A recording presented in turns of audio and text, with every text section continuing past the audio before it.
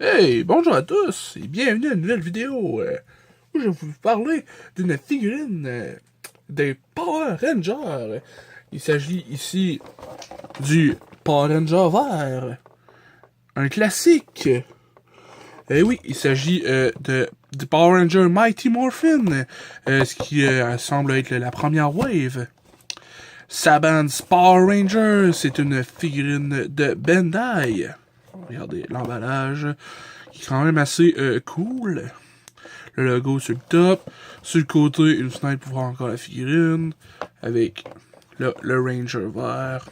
Le logo. Encore une vitre. Sur le côté, c'est écrit Legacy Collection Green Ranger.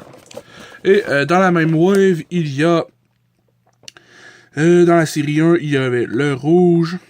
Il y avait le rouge d'un autre qui est pas Mighty Morphin. La bleue et le jaune, ces trois-là sont dans la même série. Ces deux-là, c'est des originaux. Ensuite,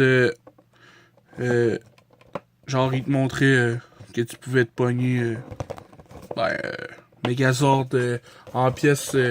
Mais moi, je pensais qu'au début, c'était un build à figure. Tu sais, comme un peu Marvel font puis DC. Mais finalement, il n'y a pas en tout de morceaux là-dedans. Mais je pense que eux ont des morceaux. Je suis pas sûr. Je pense que Green Ranger, il n'y avait pas de morceaux qui venaient avec. Alors, on parle d'une figurine dans le range de même prix environ que les Black Series de Star Wars et puis les Marvel Legends. Alors, regardons un peu il vient avec quelle sorte d'accessoires. Il vient avec des sets de main alternatifs. Alors, il vient avec un point pour la main la main droite. Il vient avec un point qui tiendrait plus fermement comme une arme. Ensuite, il y a une main un peu plus relâchée, comme ben non des ya ya. Ensuite, dans la main gauche, il y a le point fermé pour tenir fermement une arme ou quelque chose. Et puis une autre main qui fait style ben donc genre pointer lâchement, genre là-bas là. Ensuite, il vient avec une dague classique. Voyons, excusez-moi, hey, je vous ai accroché là, madame. Flouf! Sacré de décor à terre. Ici, il vient avec une dague qui s'enlève. Qui est vraiment, quand même, les détails sont au rendez-vous. On peut voir, tu sais, je veux dire, sur la même lame, on a du noir, du doré, du vert, du argent. Et puis, aucun cercle sur la dague est mal peinturé ou de quoi que ce soit. Vraiment un détail de paint job assez réussi, là. Quand même, ma foi, là, je lève mon chapeau. C'est quand même bien, là. Sur les weapons, d'habitude, genre, ils en mettent pas trop. Ensuite, on a genre l'épée du Green Ranger. Vraiment svelte, je dirais. La forme est sick. Ça n'a pas l'air trop pratique, mais c'est fait d'un plastique mou qui reprend quand même assez rapidement sa place. J'étais chanceux, il était droit dans sa boîte, puis tu sais, il aurait pu être déformé puis tout le temps reprendre une forme croche. C'est ça qui arrive avec des armes souples comme ça. Mais quand même, je trouve que le niveau de détail sur la lame est assez cool. Voir les petits genre reflets ici avec le point, les petites vagues un peu. Le sculpt est cool aussi. Genre, c'est quand même une forme assez inhabituelle pour une épée, là. C'est ce qui est très spécial. Le manche qui est assez baisé quand même. L'étui pour la dague, il s'embranche très facilement au niveau de la hanche ici. Et puis, j'ai vu d'autres figurines, comme je vais vous donner un exemple que j'ai vu une review d'un autre. Moi, j'ai pas ces figurines-là, mais tu sais, j'ai check, là. C'est des figurines de He-Man ou de des Thundercats, puis il venait avec et tout, il venait aussi avec une dague sur le côté, sauf que eux, genre, ça, le peg qui est ici, ressortait de la hanche, fait que c'était vraiment laid.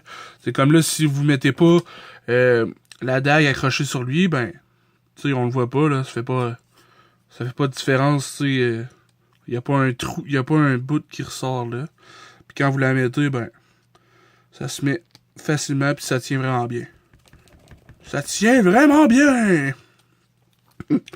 Alors, regardons la figurine. Passons aux choses sérieuses. On peut voir que la peinture est vraiment, comme sur les armes, au rendez-vous. Mais ce qui m'impressionne le plus de cette figurine-là, pour le prix qu'on paye, c'est vraiment les articulations. On va voir dans pas long, là. Mais les articulations sont la cerise sur le sundae, comme on dit. Alors, on peut voir les épaulettes vraiment caractéristiques du Green Ranger, en doré, avec une espèce de losange au centre du pectoral, de ses pectoraux, ses pecs. Une ceinture, encore là, les détails de peinture ne sont vraiment pas botchés, là. Le rond bien immaculé de rouge, le doré, les espaces noirs entre les deux, c'est vraiment cool, là. Sérieux, la paint job est vraiment bien appliquée sur cette figurine-là. On peut voir le blanc en arrière, ses épaulettes. Tu sais, il aurait pu laisser faire ici puis mettre ça vert, tu sais. Plein de trucs, tu sais, plein de détails que tu fais comme aïe aïe. Ils ont vraiment fait attention à ça. Les bottes, la même texture au niveau des jambes qu'il y a pour les bottes. Ça fait pas une grosse démarcation, tu sais, comme certaines Black Series. Alors, la tête, vraiment cool, classique. Alors, passons à ce qui nous intéresse, parce que je vous ai hypé un peu pour les articulations. Alors, au niveau de la tête, on a de droite à gauche, qui peut être 360, vraiment vers le bas. Ensuite, vraiment vers le haut. Pas vraiment de pivot au niveau du cou. Ensuite, au niveau des bras, on a quand même au niveau des épaules, il lève pas trop haut. Je veux dire, l'articulation entre eux, il lève vraiment pas trop haut, mais ils se tournent vraiment très bien. Puis ils sont pourquoi ils ont été faits pour que ça lève pas trop haut, c'est que quand ils lèvent l'autre côté, ben ça fait pas déplier, ça brise pas, ça accroche pas les épaulettes du Green Ranger. C'est vraiment bien pensé pour ça. Tu sais, comme ça, il lève pas, mais vu que tu le déplaces comme ça, ben je veux dire, vous voyez que ça fit, l'angle fit parfaitement avec ses épaulettes. Ce qui est vraiment cool. Alors, ça veut 360, schlock. Un pivot au niveau du biceps. Double coude. Incroyable. Au niveau du poignet, c'est facile à changer, là. C'est une boule. C'est un ball joint. Allez, rentre là. Ils sont serrés. Mais c'est ce qu'il faut. Ah, ça a décroché, là. Comment ça? Qu'est-ce qui s'est passé là? Oh non! Ah, shit! Je pense que je l'ai brisé. Aïe aïe. Ça va pas loin. Damn! Pourtant, il n'y a rien de cassé. Je pense que ça a juste démanché.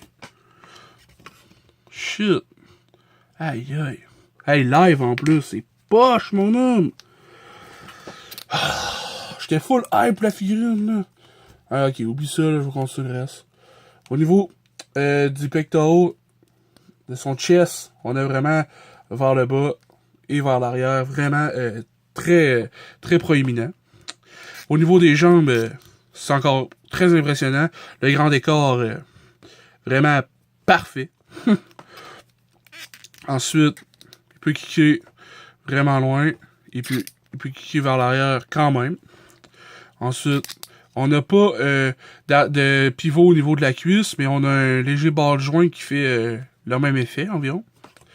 Ensuite, on a le double genou, un pivot au niveau du mollet.